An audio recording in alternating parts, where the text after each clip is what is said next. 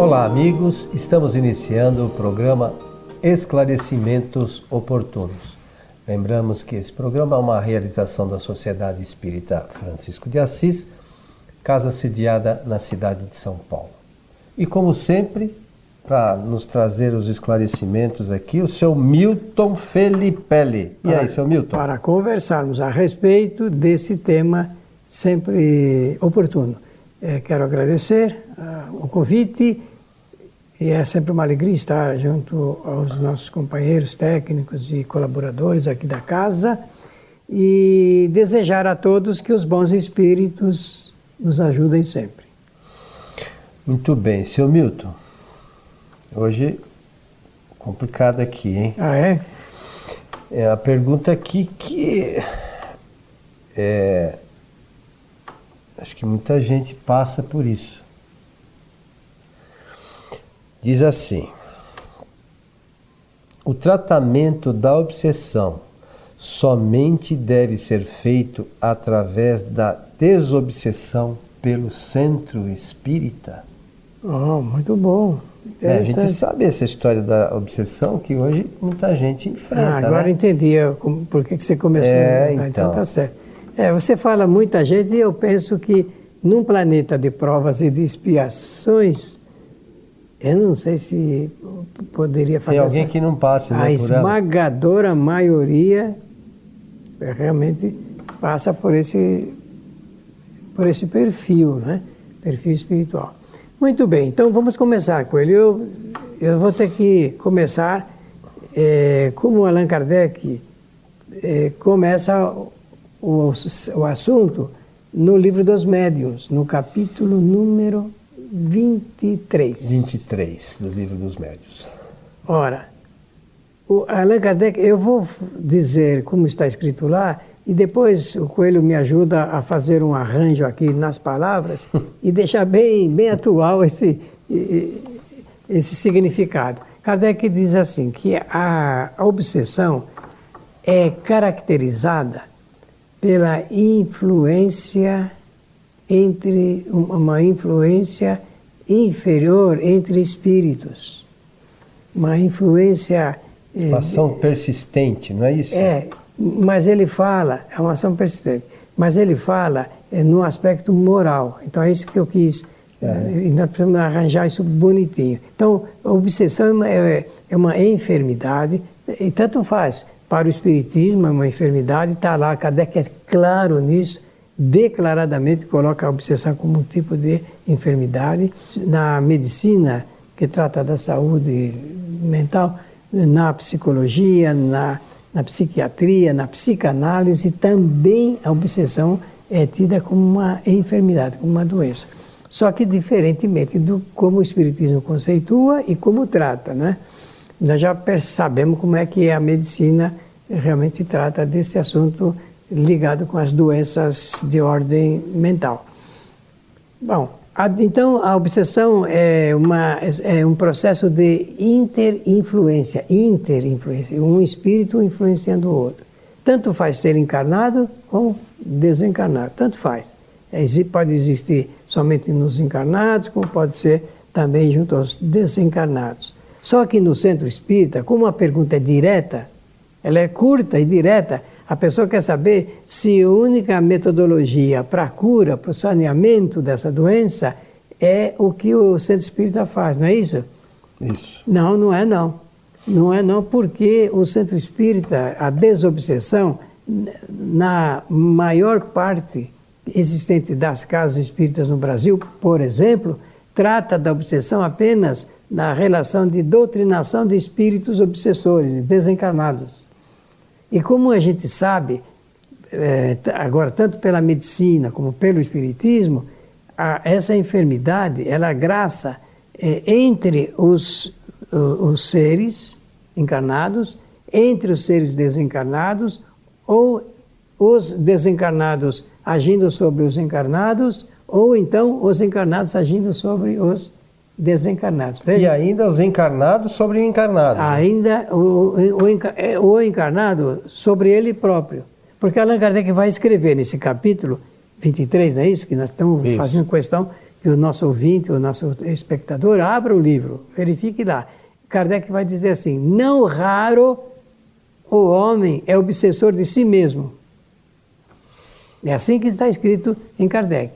De forma que o Centro Espírita tem uma metodologia, nem todos, porque é um dos assuntos mais sérios, mais espinhosos que existe dos trabalhos espíritas, é realmente a chamada reunião do tratamento da obsessão. E as razões, nem sei se vai dar para neste programa nós esgotarmos, mas se der nós vamos ter que tocar num assunto aqui muito delicado, que é a preparação do elemento humano para trabalhar na desobsessão, que não é qualquer pessoa que pode.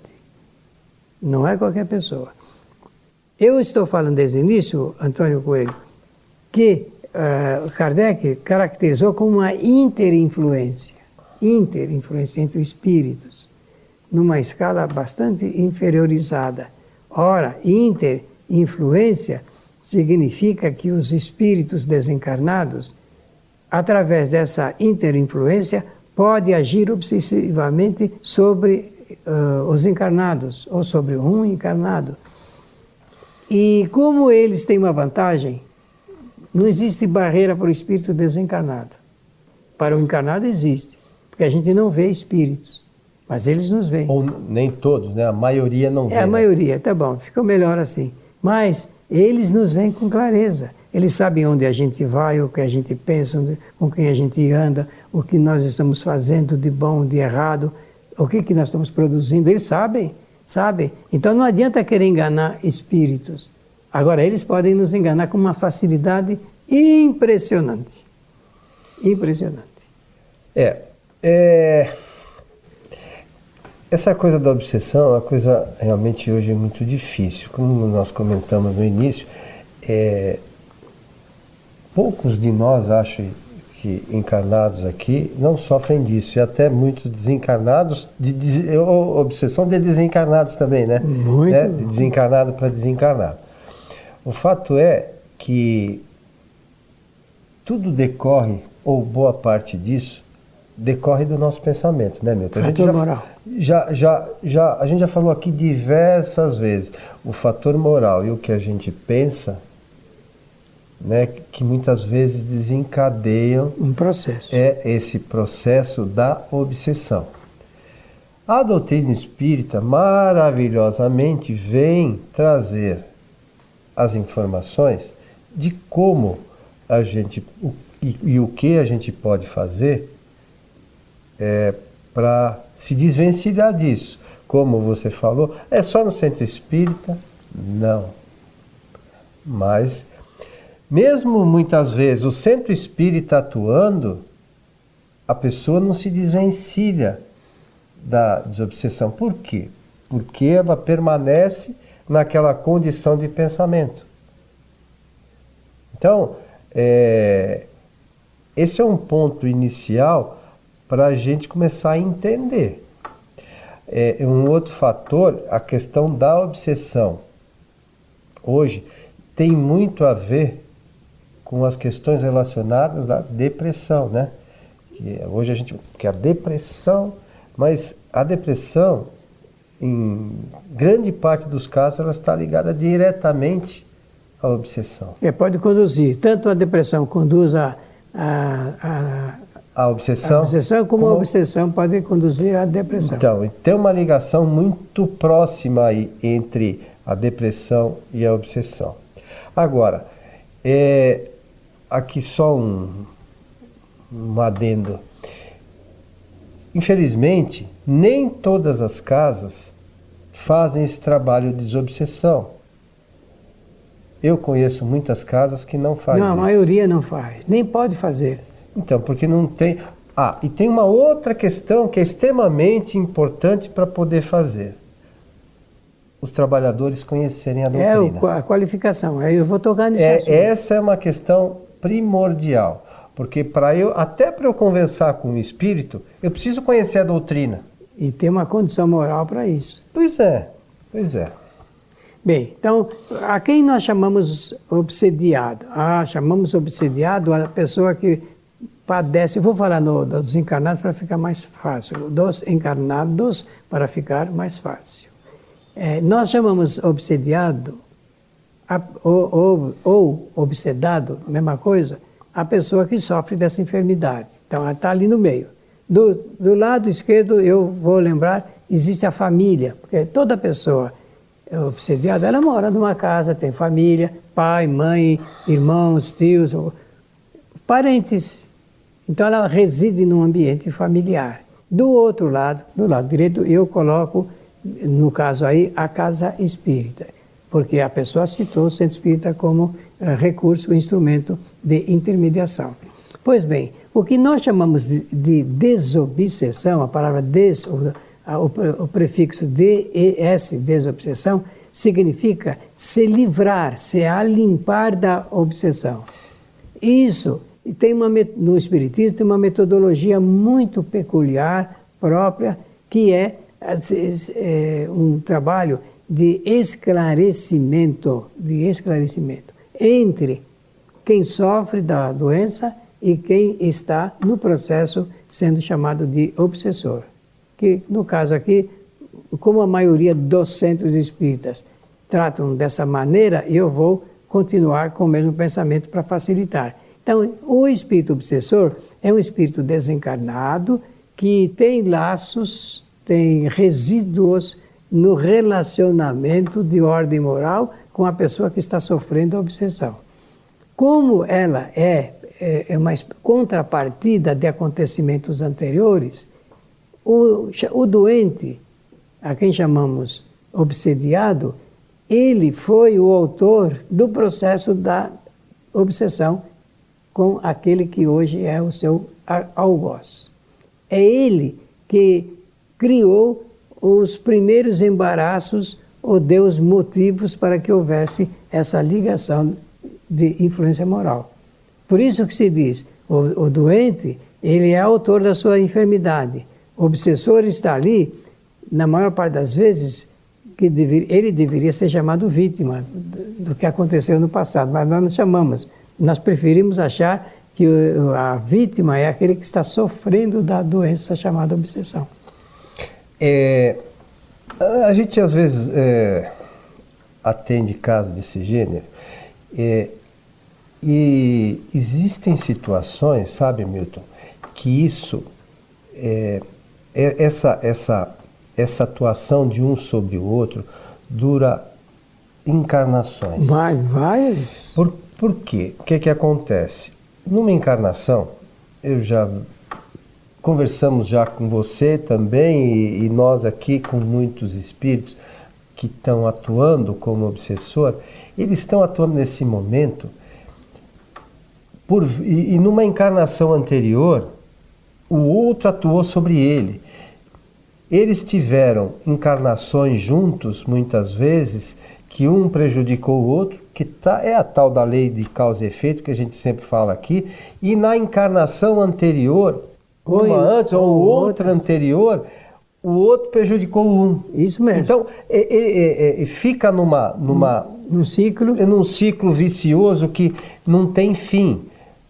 E muitas vezes a gente só consegue fazer com que isso pare no momento que eles entendem que aquele que está... É mais fácil muitas vezes a gente fazer entender ao desencarnado, porque ele consegue, com o auxílio dos espíritos que ajudam nos tratamentos, ter a visão das outras encarnações. E aí ele percebe que também muitas vezes algumas delas ele sofreu e outras vezes ele que fez o outro sofrer.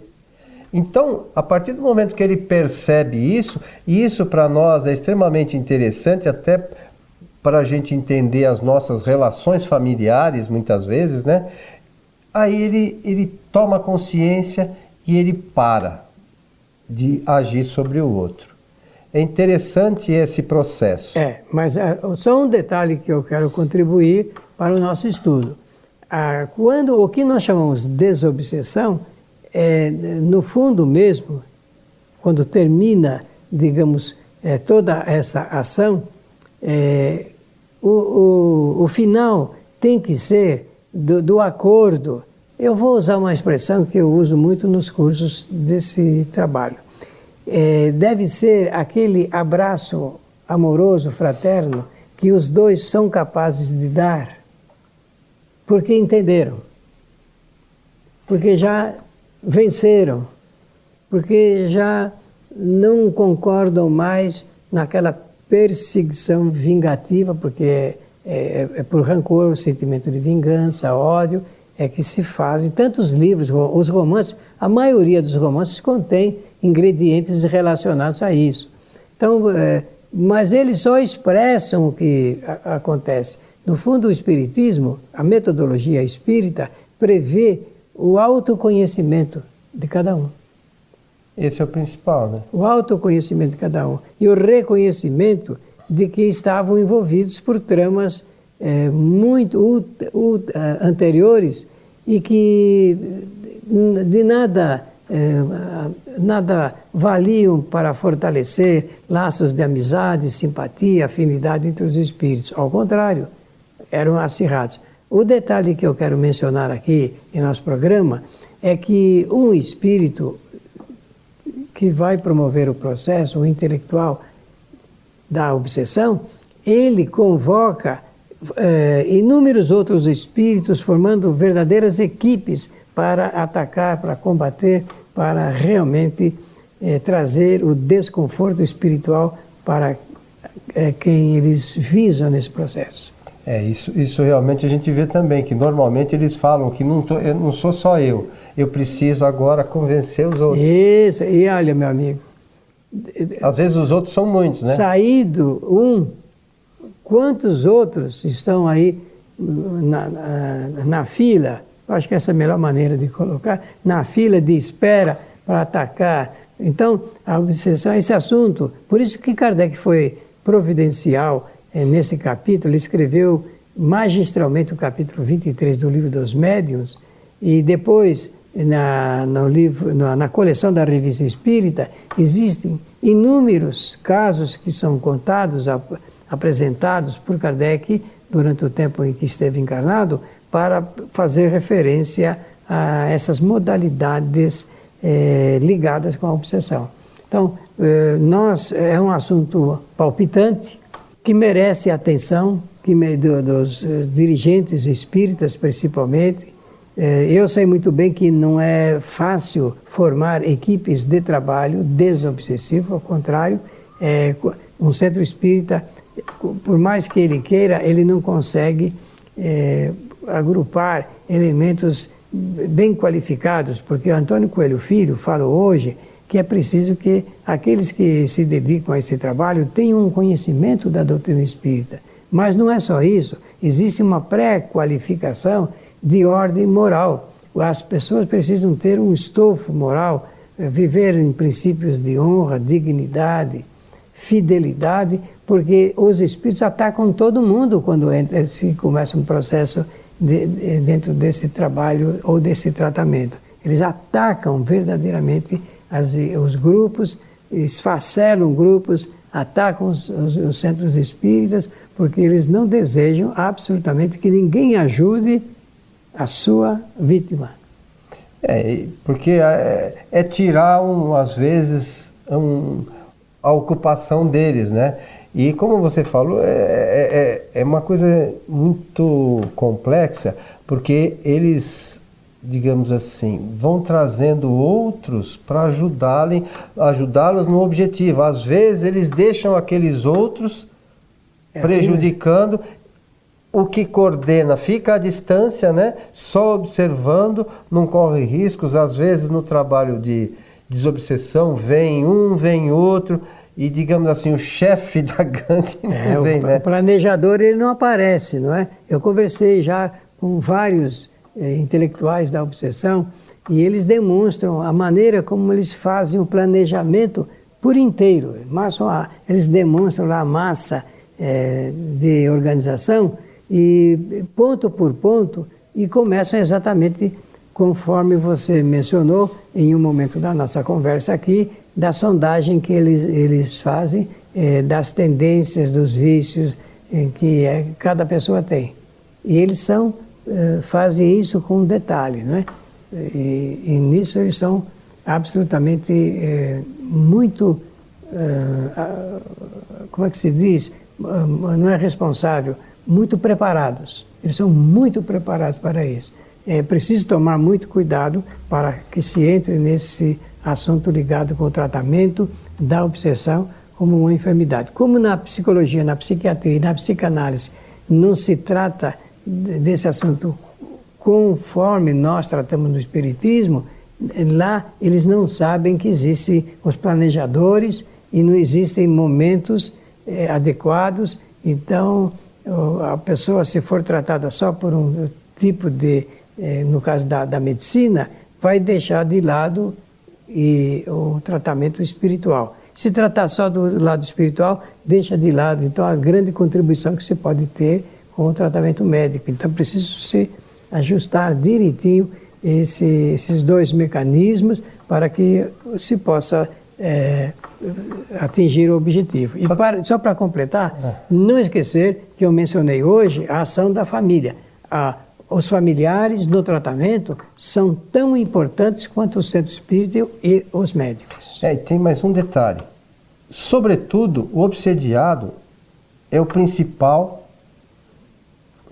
agente para mudar isso. Se ele não quiser, meu amigo. Porque se nós não buscarmos o conhecimento, porque o tratamento médico você pode fazer, o tratamento psicológico você pode fazer, mas o tratamento com os espíritos, nós temos que saber que isso existe e nós temos que saber como fazer a nossa parte a fazer para poder mudar isso. Isso mesmo. Né?